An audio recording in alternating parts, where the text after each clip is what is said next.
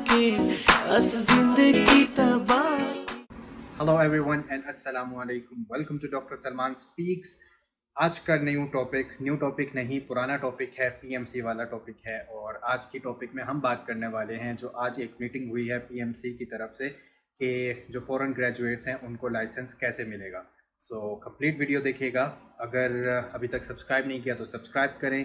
और अगर आप फॉरेन मेडिकल ग्रेजुएट हैं और पाकिस्तान में लाइसेंस कैसे मिलना चाहिए, ब्लैक लिस्ट यूनिवर्सिटी में है, तो this is the video for you.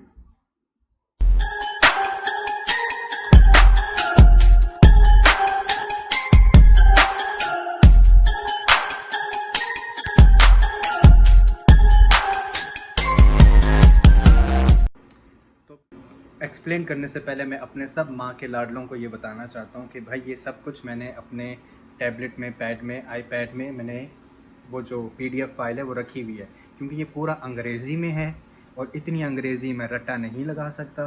तो इस अंग्रेज़ी को मैं यूँ पढ़ूँगा और इसको उर्दू में एक्सप्लेन करूँगा। समझ आ जाए तो ठीक है, नहीं आती तो ये अंग्रेज़ी वाली पीडीएफ फाइल पीएमसी की वेबसाइट पे पड़ी हुई है, डाउनलोड करो, पढ़ो, अपनी अकल से समझो, निकल लो। तो चले जनाब, बिस्मिल्लाहिर्रहमानिर्रहीम, स्टार्ट करते हैं। आज का जो policy decision foreign graduates licensing pathways को लेकर दिया गया है पीएमसी ने, उसके लिए दो बहुत सिंपल उन्होंने पाथवे बताए हैं, पाथवे 1 और पाथवे 2। पाथवे 1 में 5 कैटेगरीज रखी हैं और पाथवे 2 में 2 कैटेगरीज रखी हैं। और वो स्टूडेंट्स जो ब्लैक लिस्ट मेडिकल कॉलेजेस में हैं उनके लिए क्या सॉल्यूशन होगा। तो ये 3 चीज़ें हैं और मेरी कोशिश ये है कि बिल्कुल जितनी मुख्तसर हो सके आपसे ये बात एक्सप्लेन कर दूं, क्योंकि अक्सर को थोड़ी सी हमें समझ नहीं आ रही, थोड़ी सा मिसकन्फ्यूजिंग सी चीज़ें हैं। तो फिर भी मेरी कोशिश है कि मैं इसको सिंपल और सबको एक्सप्लेन कर दूं कि क्या है। सबसे पहले हम बात करेंगे पाथवे नंबर 1 की। उसमें 5 कैटेगरीज आ रही हैं। पहली कैटेगरी बहुत सिंपल सी है, वो फॉरेन मेडिकल ग्रेजुएट्स जो पीएमसी रिकॉग्नाइज्ड मेडिकल कॉलेजेस से पास हुए हैं और ग्रीन लिस्ट मेडिकल कॉलेज से पास हुए हैं। तो वो क्या करेंगे, उनके लिए बहुत इजी स्टेप है। अपना आपके पास पीएमसी को आप अपने एमबीबीएस क्वालिफिकेशन सेंड करेंगे, वो असेस्ट करेंगे। असेस करने के बाद आपको टेम्परेरी लाइसेंस, प्रोविजनल लाइसेंस आपको मिलेगा। एंड देन आपने 1 साल की हाउस जॉब पाकिस्तान में करनी है। एनएलई का एग्ज़ाम लिखेंगे। एनएलई का एग्ज़ाम लिखने के बाद आपको परमानेंट लाइसेंस मिल जाएगा। ये वो स्टूडेंट्स हैं जो ग्रीन लिस्ट मेडिकल कॉलेजेस से पास हुए हैं, पीएमसी रिकॉग्नाइज्ड। और दूसरी कैटेगरी है graduate of foreign college having qualified NEB step 3 exam. अब ये बड़ी इंपॉर्टेंट कैटेगरीज थी कि अक्सर स्टूडेंट थे जिन्होंने एनईबी स्टेप 3 पास किया हुआ था, एनईबी स्टेप 1, 2, 3 तीनों पास किए हुए थे। वो सोच रहे थे कि उनका क्या होगा। उनका ये है कि उनको टेम्परेरी लाइसेंस मिलेगा, वो हाउस जॉब करेंगे 1 साल की। हाउस जॉब के बाद अगेन उनको एनएलई का एग्ज़ाम लिखना पड़ेगा एंड देन परमानेंट लाइसेंस उनको मिलेगा। ये हो गया दूसरा। तो तीसरी कैटेगरी वो फॉरेन ग्रेजुएट्स जिनके पास बाहर का लाइसेंस है, बाहर के किसी भी मुल्क का मेडिकल लाइसेंस है, फॉरेन लाइसेंस है, वहाँ पर प्रैक्टिस करने की इजाज़त है, बट उन्होंने हाउस जॉब नहीं की और उनको अब पीएमसी का परमानेंट लाइसेंस चाहिए। वो पाकिस्तान में आएंगे, अगेन उनको प्रोविजनल लाइसेंस मिलेगा, टेम्परेरी लाइसेंस मिलेगा, लेकिन 1 साल की हाउस जॉब करेंगे, फिर एनएलई का एग्ज़ाम लिखेंगे एंड देन वो अपना परमानेंट लाइसेंस लेंगे। और फिर ऐसे फॉरेन ग्रेजुएट्स हैं जिनके पास बाहर लाइसेंस भी है, उनके पास हाउस जॉब भी है। तो वो क्या करेंगे, अब उनके लिए बहुत सिंपल है कि उनको हाउस जॉब पाकिस्तान में नहीं करना पड़ेगी क्योंकि वो बाहर कर चुके हैं। वो वापस आएंगे, एनएलई का एग्ज़ाम लिखेंगे और बस permanent licence and then good to गो।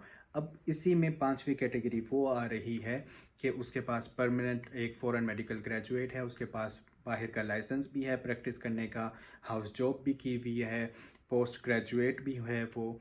तो अब इसका क्या करेंगे, अब इनकी जो क्वालिफ़िकेशन है उनको वेरीफाई किया जाएगा। वेरीफाई करने के बाद उनको कोई एनएलई एग्ज़ाम कुछ भी नहीं लिखना, उनको उनका परमानेंट लाइसेंस मिलेगा, फुल लाइसेंस मिलेगा, वो अपनी प्रैक्टिस स्टार्ट कर सकते हैं। तो ये थे 5 कैटेगरीज पीएमसी की पाथवेज के लिए, ठीक है। अब हम बात करते हैं पाथवे नंबर 2 और इसमें 2 कैटेगरी आ रही है। एक कैटेगरी वो आ रही है कि पीएमसी से रिकॉग्नाइज्ड मेडिकल कॉलेज नहीं है और वो अभी तक असेसमेंट में है या ब्लैक लिस्ट में है। और दूसरी कैटेगरी जो मेडिकल कॉलेजेस हैं बिल्कुल भी पीएमसी से रिकॉग्नाइज नहीं है और वो डायरेक्टली अब ब्लैक लिस्ट में है। इनके लिए क्या होगा? इनके लिए ये होगा कि जो बाहर अभी जिस यूनिवर्सिटी में है और वो उनकी यूनिवर्सिटी ग्रे लिस्ट में है या फिर ब्लैक लिस्ट में आ चुकी है, तो उनको क्या करना होगा कि जिस मुल्क से वो पास हुए हैं, मतलब कि अगर किर्गिस्तान या किसी भी मुल्क से पास हुए हैं, उनको पहले उस मुल्क का अपना लाइसेंस क्लियर करना है।